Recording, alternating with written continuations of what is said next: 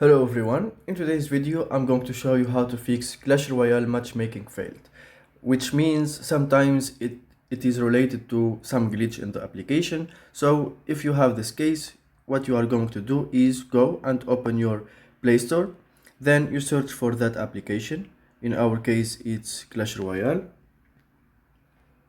and then when you see the application, make sure that there is the play button, no update or something, and if there is any update, you just install it.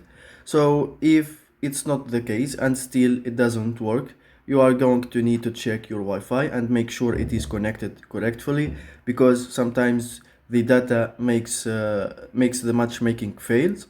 And the last one to check is to go to your settings, and then in the apps you are going to search for Clash Royale, then you click here, then you are going to scroll down and you will find the option storage. You click there, and then you just going to clear cache, and that's it. Now you just need to restart your phone and the game will start again, and this problem will be solved.